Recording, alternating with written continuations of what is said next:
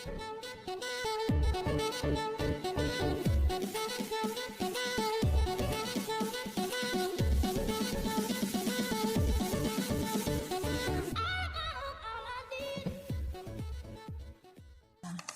gagawin natin, since mayroon na tayong ganito, gagawa tayo ng base, yung ilalagay natin dito. Yung base niya. Gagawa tayo. So, ang gagawin natin, puputulin natin to dito para magiging paa mo dyan. So, ganito. Lagyan natin siya ng ganyan. Yan o. 1 inch yan. Hindi na tayo gagamit ng ruler para hindi matagalan. Ito kasi hanggang dyan, ulitin ko. Ito at saka dyan 1 inch yan. So, itatapat mo to dito sa edge. Tapos itong dito ka magsukat. Yan.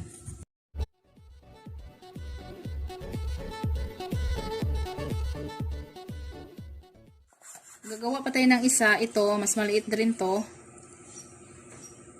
Para dito, para sa kanya, isasaklob natin ganyan, ganyan. So, ito, puputulin na naman natin ulit.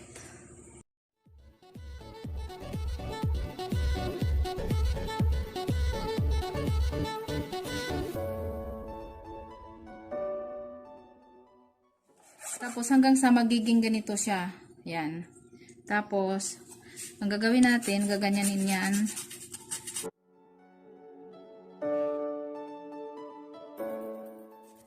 Hanggang sa makabuo ka ng ganitong tatlo. Yan. Tapos, ito.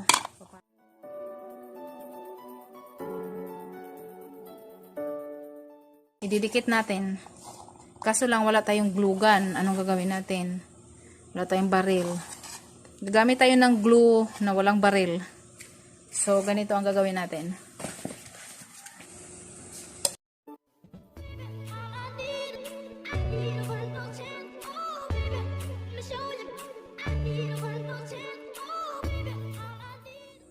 Since wala tayong glue gun, ito yung gagamitin natin glue. Tatapatan natin ng lighter. Hindi natin i-reason na pagka wala tayong glue gun ay hindi na tayo makapagdikit. Kaya nating magdikit kahit walang glue gun. Ganito. Lulusawin lang natin to. Kailangang lighter yung gamitin natin kasi pagka candle, nagkakaroon yun ng maitim na usok. Pag lighter kasi, alcohol kasi to kaya walang usok. Malinis pa rin siya. Ayan. Pag tayong gumamit ng kandila, mangingitim lang yung usok nun. Ay, mahangin. So, yan. Pag nalusaw na siya, ididikit natin sa yan. Tapos na tong side na to, dito na naman natin dadagdagan. Iwasan natin gumamit ng kandila. Mangingitim yung usok nun. Tawag sa Bisaya nun, anuos. Magkakaanuos lang. Yan. Pagkalusaw na,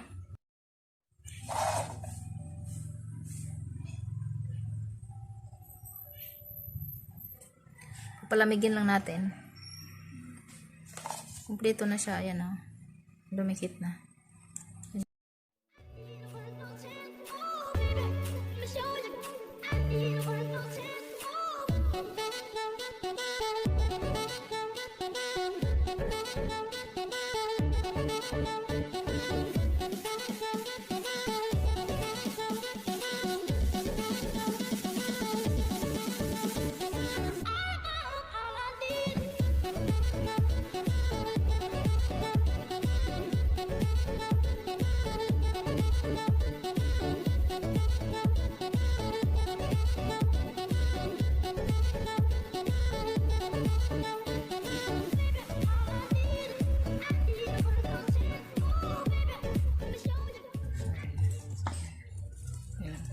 Since fern ito, ang ilalagay natin ay mga kuko husk.